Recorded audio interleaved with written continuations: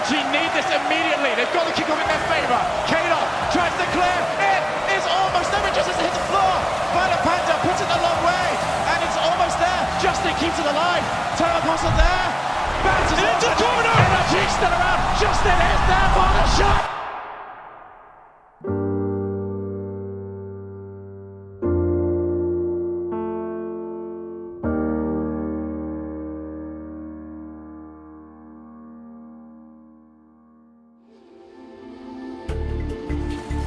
I think this one might stick around for a long time for me, which was Season 8 Worlds, Dignitas versus Vitality. That series, more specifically that overtime game, I think it's Game 6 overtime. Will go into the ground, overtime in Game 6. Vitality 1 goal away from the grand finals. It's a feeling that's hard to explain, being on that stage and having worked so hard to get there and watching the players executing the play style that we had practiced and studied for so long. And seeing it work against all these teams at Worlds, and especially in that Vitality series. That overtime was probably insane just by the amount of saves both teams made and just how close it was. Every single shot was very close and barely saved, and that's like watching it back, I'm still on the edge of my seat. Shot with an opportunity to win it here in Game 6. It's not going to happen. That's it.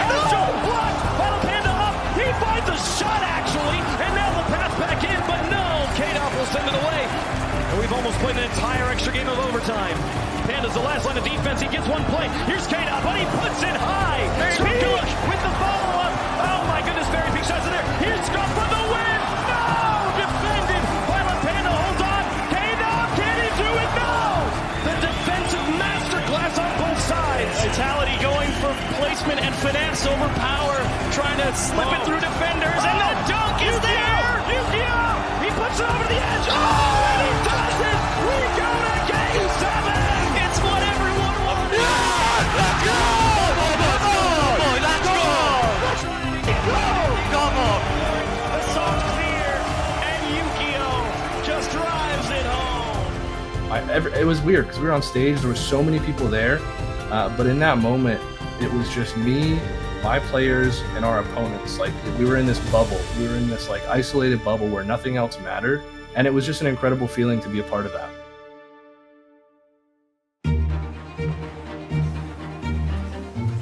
I still remember watching that series live as it was happening, and I think it was at that specific moment where I decided that Rocket League has to be the greatest esport of all time. And there's plenty of other games out there that are great too, and that are even more popular than Rocket League. But in that moment, knowing everything that I know about this game, from how it started to where it's come to now, everything was simple.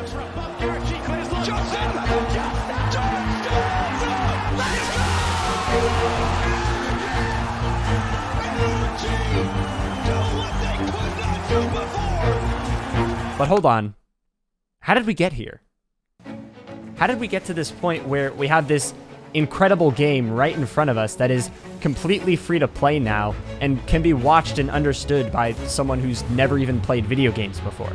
To answer that, we're gonna have to go back to where this whole thing started.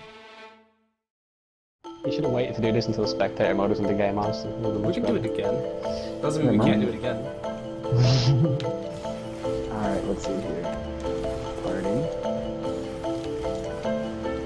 Rocket League being so special is such a, like, and why it's so special to me is such a hard question to answer, because you look at it and you're like, it's a bunch of cars hitting a ball. Like, well, this is so dumb. And I've actually had that moment in the middle of casting before, but I think I've narrowed it down to the fact that it's so freeform. The ability to showcase personality in a little car driving around, but you can really get across how you are. Are you a patient player? Are you an aggressive player? Are you a stylish player?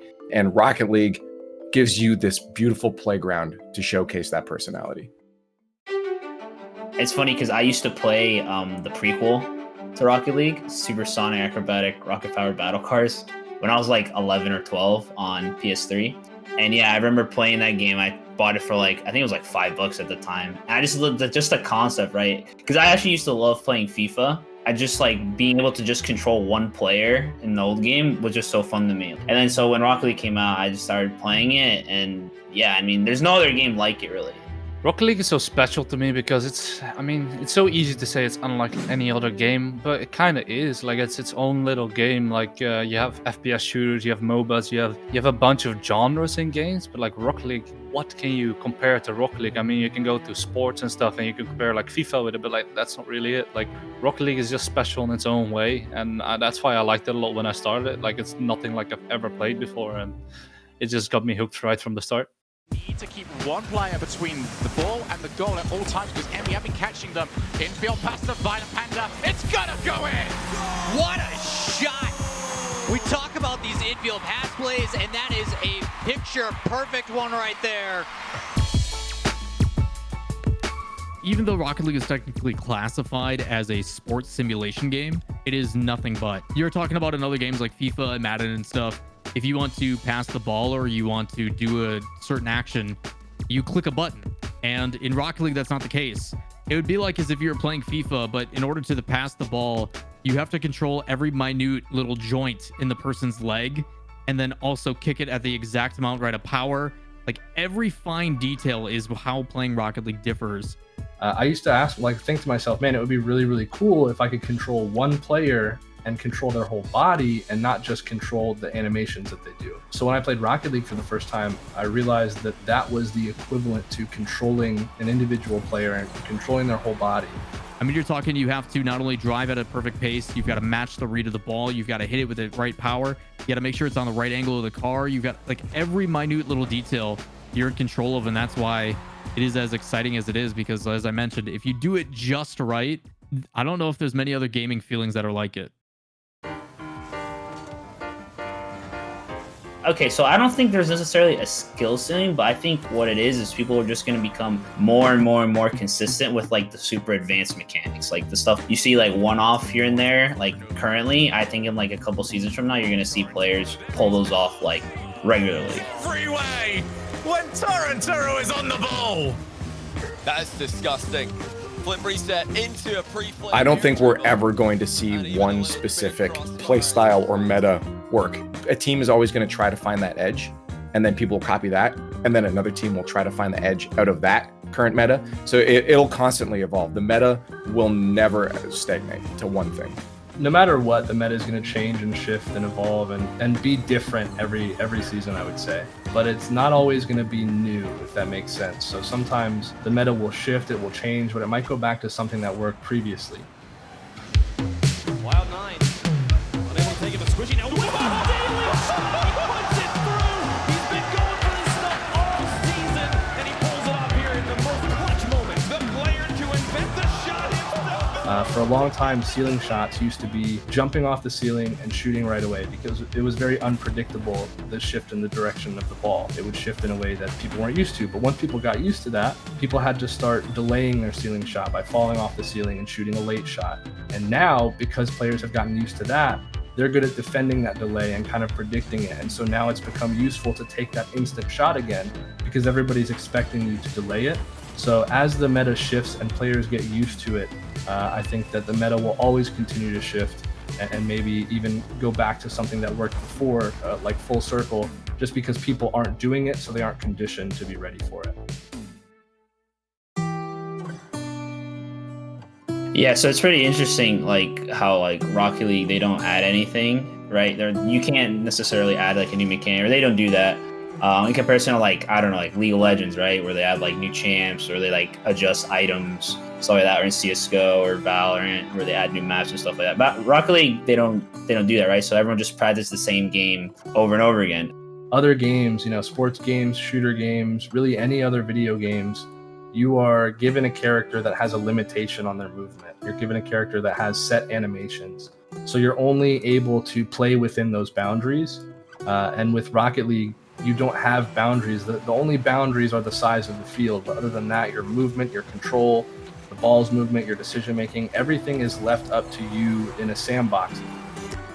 I think what makes Rocket League so much different than these other games that have patches that come out to try to shift things is that a lot of times characters are defined by the abilities. When you pick a character in Overwatch or in League of Legends and Dota, you have a specific set of skills that you're allowed to use. Whereas in Rocket League, everyone's on the same playing field. Sure, you could argue that some of the cars react to the ball a little bit differently. Dominus compared to Octane, you know, hits harder or something, but they're very minuscule. But switching between a hero in League of Legends is a drastic playstyle difference. And because of that, people will always try to find the thing that is the most effective, and they'll all tend towards those characters. And it forces developers then to say, hey, we got to introduce something to disrupt this. And now you have developers defining the meta rather than the players defining the meta. And the reason players in Rocket League get to define that meta is because there is no introduction of a car that drives faster or definitively hits harder or demos faster or can do different things. When you give everybody the same tools for the same playing field to be on even ground and then just showcase your skill, you allow the player base to define what the game is rather than the developers.